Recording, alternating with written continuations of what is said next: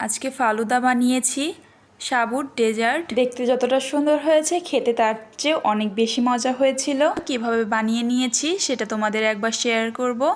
চলো তাহলে দেরি না করে শুরু করা যাক। দেখে নে আমাদের কী কী উপকরণ লাগছে। তো প্রথমে একটা বাটিতে দিয়ে দিচ্ছি সাবুদানা। এখানে আমি হাফ কাপ সাবু ব্যবহার করেছি। তোমরা এটার পরিমাপটা বাড়িয়ে কমিয়ে নিতে পারো। 1 কাপ জল দিয়ে সাবুটাকে ভালো করে ভিজিয়ে রাখবো। 15 থেকে 20 মিনিট সাবুটাকে ভালো মতো ভিজিয়ে নিতে হবে।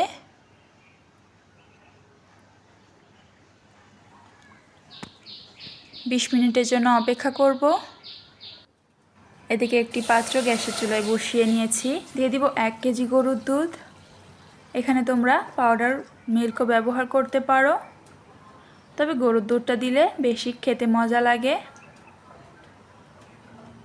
দুধটাকে ভালো করে জাল করে ঘন করে নিতে হবে।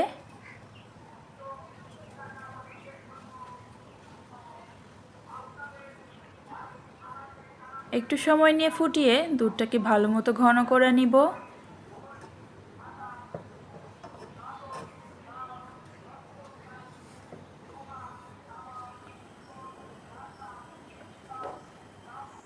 দুধটাকে জাল করতে করতে একটু ঘন করে নিয়েছি। বেশ ভালো মতো ঘন হয়ে এসেছে। এদিকে আমাদের সাবুটাও অনেকটা ভিজে গেছে। 20 মিনিট মতো সাবুটাকে ভালো করে ভেজানো হয়ে গেলেই একটা ছাঁকনির সাহায্যে জলটাকে ফেলে দিব। দেখেই বোঝা যাচ্ছে সাবুটা বেশ ভালো মতো ফুলে উঠেছে।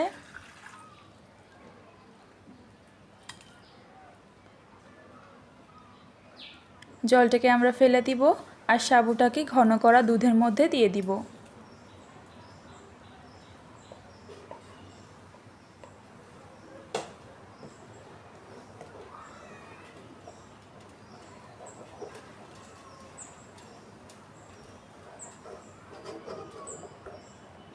একটু নেড়েচেড়ে যতটুকু আমরা সাবু দিয়েছিলাম ঠিক ততটুকুই দিয়ে দিব চিনি।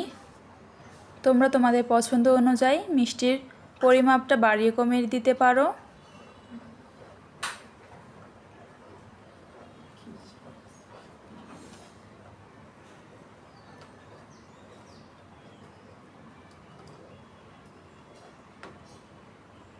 বেশ অনেকটা ঘন হয়ে এসেছে।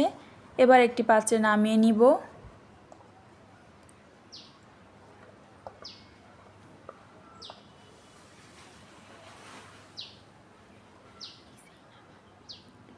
এবার এটাকে হালকা ঠান্ডা করে নিতে হবে। গরম ভাবটা কেটে গেলেই আমরা কিন্তু এটাকে ফ্রিজে রেখে দিব। ডেজার্ট কিন্তু ঠান্ডা ঠান্ডা খেতেই মজা লাগে,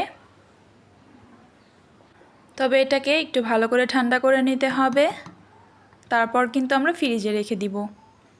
তো ফ্রিজ থেকে আমরা বের করে নিয়েছি। পছন্দ অনুযায়ী কিছু ফল কেটে নিয়েছি কলা, ড্রাগন, কেটে নিয়েছি আম। তোমরা তোমাদের পছন্দ অনুযায়ী ঘরে থাকা ফলগুলো দিতে পারো। সবগুলো কেটে রাখা ফল দিয়ে দিচ্ছি। আমাদের এই ফোনে ড্রাগনের ফলের কালারটা একটু অন্যরকম এসেছে, তবে ড্রাগনের কালারটা বেশ সুন্দর হয়। এখানে একটু কাঠবাদাম কুচি দিয়ে দিচ্ছি আমের জুস।